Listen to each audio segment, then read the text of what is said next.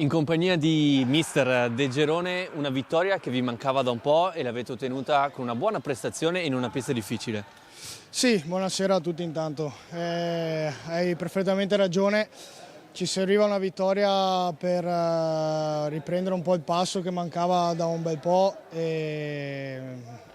Avevamo fatto delle buone partite secondo me nell'ultimo periodo, sabato scorso con Montecchio abbiamo riabbassato un po' il ritmo, un po' la qualità, oggi era importante ritrovare 3 punti e iniziare a lavorare un po' con un po' più di leggerezza e di consapevolezza che se vogliamo giocare a hockey sappiamo farlo. E comunque come dici te è una pista anche difficile perché un roster di ragazzi giovani ma che sanno sicuramente giocare e che hanno venduto cara la pelle più di qualche volta su questa pista, quindi va bene così, dai, ripartiamo da qua.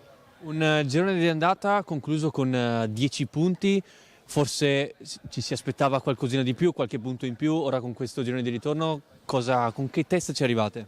Ma io, come ho già detto nell'arco dell'anno, mi aspettavo che in realtà fosse un anno un po' difficile. Abbiamo deciso con la società di ripartire in un nuovo progetto dove abbiamo inserito dei giovani, abbiamo portato in squadra dei giovani provenienti da fuori, bisognava un attimo ritrovare l'amalgama che non c'era più dovuta al cambio della vecchia guardia che aveva giocato tanti anni insieme.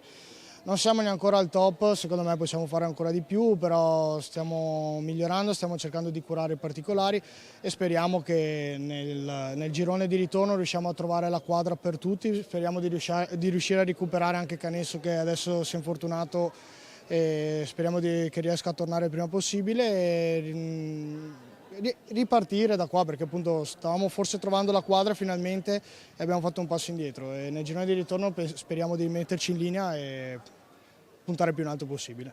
Grazie mille. Grazie a te.